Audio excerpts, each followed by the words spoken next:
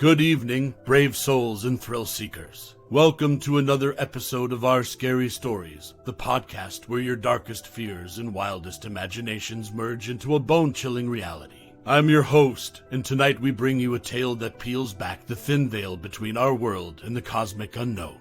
Grab a flashlight, double-lock your doors, and wrap yourself in a blanket of false security because tonight's story, Aliens Among Us, will make you question everyone and everything around you. The tranquil air of Hawthorne University town seemed almost preserved in amber, a relic of a simpler time where the most heinous crime was likely a stolen bicycle. Old oak trees lined the cobblestone streets, their leaves like old parchment whispering secrets in the wind. The ambient melody of chirping birds floated through the crisp autumn air. Even the sun seemed to be in agreement, casting a golden glow that turned storefronts into glistening jewels. In a bustling cafe, suffused with the comforting aroma of freshly ground coffee and baked bread, sat Dr. Olivia Williams. Her auburn hair caught fire in the sunlight streaming through the window as her eyes darted from one anthropology paper to another. But her thoughts were not entirely in her academic world. They strayed into the murmurs she'd picked up around town. Stories of missing pets, mysterious gatherings in the woods, and strange disruptions in electronic devices. For an anthropologist who studied human behavior, these abnormalities were as irresistible as a moth to a flame. "Hey, Dr. Williams, another cup." A barista held up a coffee pot, her eyes more awake than they had any right to be for this early in the morning. Olivia looked up, smiling. "Please, Amy, and call me Olivia." As Amy poured the coffee, Olivia couldn't help but overhear snippets of conversations around her. "It's like someone's conducting a seance," one person whispered. "My TV went all fuzzy right as the news was covering that animal disappearance." Olivia sipped her coffee, her eyes narrowing. The pieces were still fragments, but fragments formed pictures, didn't they? In an inconspicuous suburban home that stood as just another architectural clone in a sea of uniformity, a council gathered. If you passed them on the street, you'd assume they were just neighbors having a meeting about a community yard sale or some trivial civic duty. But their dialogue, conducted in low, murmurous tones, told another story. Report, Zalara commanded Zorax, the council's leader, who currently went by the alias Joe Thompson to blend in with his human neighbors. Observations are consistent. "Humans still rely heavily on emotions, rather than logic," said Zalara, disguised as a demure homemaker. "And yet, those emotions form the fabric of their society," Zorax noted, scratching his human-looking chin. "Very well, continue as planned." They all looked at Xylox, who'd taken on the guise of a local gym teacher. "Xylox, you seem distracted. Is everything in order?" "Perfectly," Xylox replied, his eyes flitting for a moment. But what he concealed was the rush he felt, the exhilarating thrill he got from dipping his toes into the ocean of human emotions, an ocean he was beginning to find intoxicating.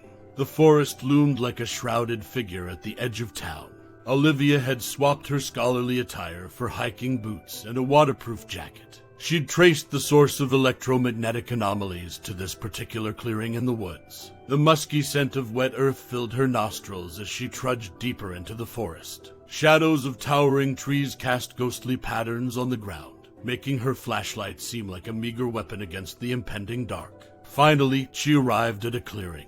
An eerie silence had fallen over the area. Her flashlight swept across the ground, illuminating clusters of mushrooms, fallen leaves, and then something unnatural, a shimmering object half buried in the soil. It was sleek, metallic, and unlike anything she'd ever seen before. Her fingers tingled with a mixture of apprehension and curiosity as she picked it up. Unbeknownst to her, a pair of eyes watched from the darkness, eyes that belonged to neither human nor animal. Xylox had sensed the disturbance when Olivia had picked up the alien artifact. For the first time, he felt something he had never expected to feel, a surge of genuine human-like fear. And so, as Olivia stared at the unearthly object in her hands, unaware that the boundary between the familiar and the unknown had just been shattered, she also remained blissfully unaware that she'd just placed herself in the crosshairs of a cosmic struggle that could end her world as she knew it. Olivia sat at her cluttered desk, a fortress of anthropology books and artifacts that stood in marked contrast to the sleek, alien object now before her. Its surface was as smooth as liquid mercury, a cold metallic sheen that seemed to draw in the room's light and twist it into hues Olivia couldn't quite describe. She picked it up carefully, and it hummed softly, as if singing in a frequency she could barely hear.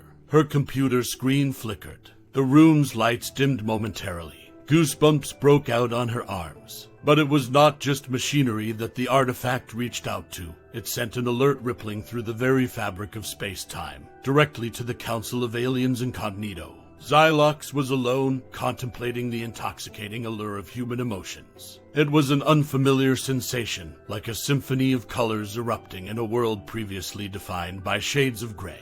The feeling of joy as he blended in at a local sporting event. The surge of anger when someone cut him off in traffic. He was supposed to be an observer, but it felt more like awakening from a long sleep. His thoughts were interrupted by an incoming signal, an alert. He instinctively knew it was connected to the artifact, and for reasons he couldn't fully understand, a rush of adrenaline overcame him. A rush that demanded release. In a dimly lit alley, Derek, a known petty criminal, fumbled with the lock of a car. What he didn't expect was the towering figure of Xylox emerging from the shadows. Derek looked up and felt a dread wash over him. The feeling was irrational, unexplained, but it seized him completely. "What do you want?" Derek's voice wavered. Xylox said nothing. An alien thought guided his action, almost against his will, a primal urge that screamed through his newfound emotions. With a swift motion too fast for human eyes, Xylox extended an appendage that momentarily morphed into a deadly, sharp object. In a heartbeat, Derek was no more. The deed done, Xylox felt a mix of horror and exhilaration. It was unlike anything in his previous existence, and it was terrifyingly addictive. Olivia stared at her computer screen, poring over news articles of mysterious deaths and unexplained phenomena in Hawthorne. The words blurred together, but her eyes snapped back into focus when she saw a newly published article. Unidentified man found dead in local alley. No suspects, no witnesses. She read it twice, then a third time. The tingling feeling of dread, the gnawing sensation that she was onto something enormous yet menacing, clawed at the edges of her consciousness. The world she thought she knew seemed to be warping, twisting into something unsettlingly alien. Zorax convened the council once more. The atmosphere was charged with a tension that mimicked the human emotion of urgency, a feeling they had always observed but never felt. Xylox has taken a life. This goes against our mission, against the very terms of our cosmic bet, said Zalara. Zorax looked pensive. Taking action would mean revealing ourselves. It would mean interfering in a way we vowed never to do. It may also mean the unraveling of the fabric of human society if we do not act, Zalara countered. They looked at each other, each pondering the weight of a decision that had never been part of their calculations. Olivia's phone buzzed on her desk, breaking her concentration. An anonymous message appeared on the screen. "You're getting too close." She glanced at the closed windows, at the locked door, and felt an overwhelming sensation of being watched. Every cell in her body screamed at her that the perimeter between the known and the unknown had not just been crossed, but shattered. And yet, within her surged a defiance and resolve she had never felt before. Whoever, whatever, sent the message had just confirmed her deepest fears and wildest theories. She was close to uncovering the lurking entities that walked among them.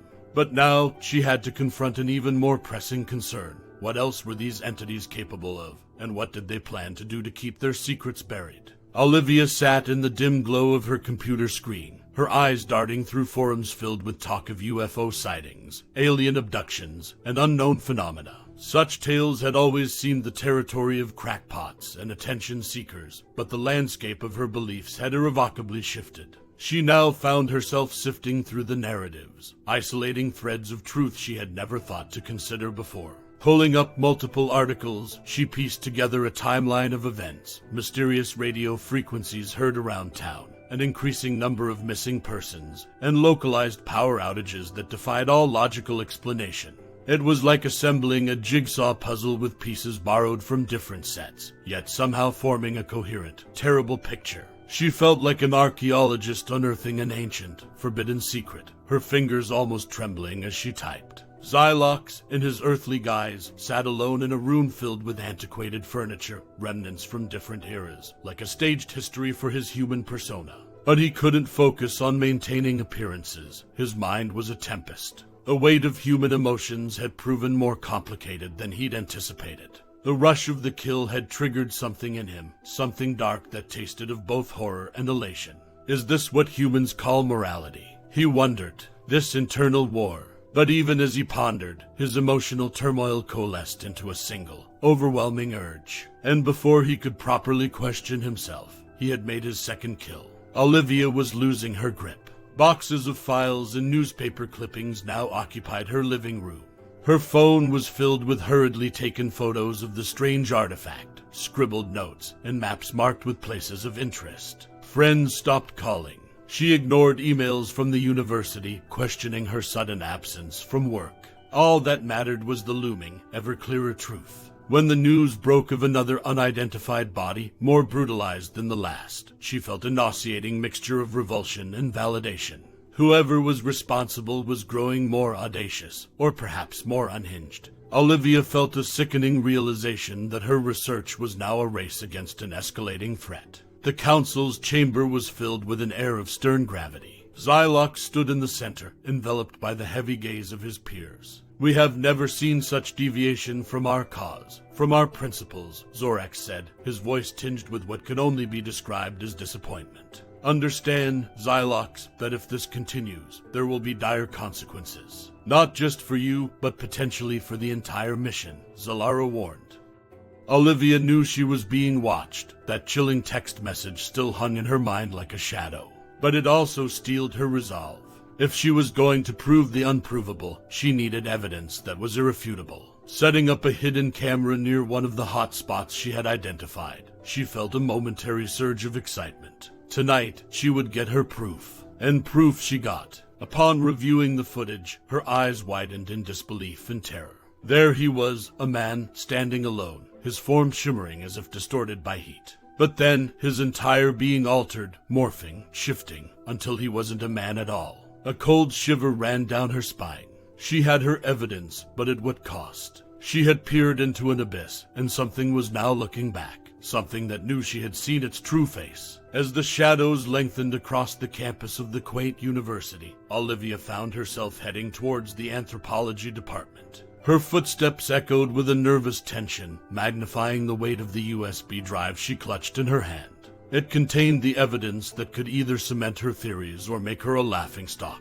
She knocked on the door marked Dr. Matthew Kane, Anthropology. Come in, a deep voice sounded from within. Matthew Kane was a well-respected academic in his late 40s, his desk a labyrinth of papers, books, and fossil samples. He looked up, his eyes adjusting to see Olivia standing there, visibly frazzled. You look like you've seen a ghost, Olivia. You won't believe me, but I think it's worse, she responded, her voice laced with urgency. Olivia connected the USB to Matthew's computer and showed him the footage. The room was thick with a mix of anticipation and skepticism, a humid cloud that seemed to slow time itself. Matthew had always been a rational man, grounded by empirical evidence. His eyes narrowed as he watched the shape-shifting figure on the screen. He looked at Olivia, then back at the screen. Okay, he finally said, I'll help you, but just for tonight. We'll go on a stakeout, and if nothing happens, you'll get some help. Agreed, Olivia replied, a mixture of relief and tension flooding her body. Their car sat parked in a dimly lit alley, near one of the locations Olivia had identified as a hotspot. The dashboard clock seemed to tick louder with each passing minute. Olivia's leg twitched in a jittery rhythm, while Matthew scanned the area through binoculars, half expecting to see nothing. Then it happened. Figures, appearing seemingly from nowhere, gathered under the cover of the overgrown elm trees. Their outlines wavered, blurry and indistinct, just as in the footage. Matthew's eyes widened, his grip on the binoculars tightening. So you see it too, Olivia whispered, her voice tinged with both vindication and dread. Impossible, Matthew muttered, but his eyes told a different story. He now believed. Zylox sat in an opulent, dimly lit room, his human form impeccably dressed. But his face twisted in what could only be described as an expression of human distress. His technology alerted him to an unauthorized surveillance. He'd been exposed. This can't continue, he muttered, his mind swirling with dangerous emotions and plans. They must be silenced. He reached for the control panel to contact the council, but hesitated. Instead, he severed the communications link entirely, plunging the room into an eerie quiet. Back in their chamber, screens flickered with incoming data. Something's wrong. Xylox has cut off communication, Zorax announced. We have no choice. Initiate extraction protocols, Zalara ordered, her voice filled with a finality that boded ill for all involved. Olivia's phone buzzed on the dashboard, jolting both her and Matthew out of their intense scrutiny. A text message glowed ominously, "Come alone if you want him to live." Before she could even process the words, the car door was yanked open. Before Matthew could react, he was violently pulled out, a hand clamped over his mouth, his eyes wide with terror. Olivia screamed, but it was too late. Matthew was gone, swallowed by the night, leaving only darkness and a menacing ultimatum. Olivia sat in her living room, her coffee table strewn with blueprints, devices, and weapons of makeshift science. Her eyes darted from one electronic schematic to another, absorbing years of theories that she never thought she'd need to apply so urgently. With meticulous precision, she assembled a handheld device designed to disrupt extraterrestrial technology. She tested it on a miniature drone, which sputtered and fell from the sky, lifeless. "I hope this works," she whispered to herself, for Matthew's sake. The deserted factory stood like a fossil of the industrial age, all rusted iron and shattered glass, bathed in the ethereal glow of the moonlight. Each step Olivia took seemed to awaken the ghosts of machines long obsolete. Her device, now slung across her shoulder, felt heavy but empowering. Through a partially shattered window, she spotted Matthew, bound and gagged, his eyes filled with a mixture of hope and despair. Nearby, Xylox stood in front of an intricate control panel, his back turned to his captive.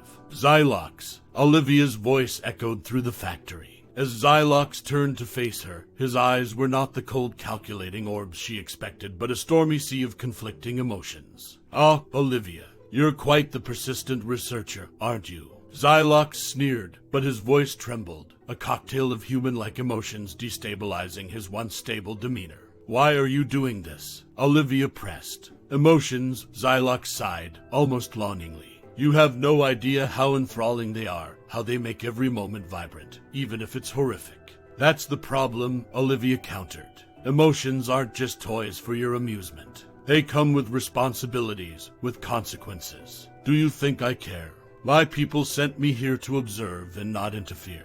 Well, I'm done just watching. So, you would risk the exposure of your entire species, break your cosmic bet, just for a thrill." Xylox's eyes wavered, grappling with the tangled web of his newfound feelings. Olivia seized the moment. She activated her device. Matthew's restraints snapped open as the anti-tech pulse surged through them. He ripped off his gag and made a run for it, grabbing Olivia's hand as he bolted past. "I can't believe that worked," Matthew gasped, but Olivia's eyes were fixed on Xylox. He looked disoriented, visibly struggling to maintain his human form.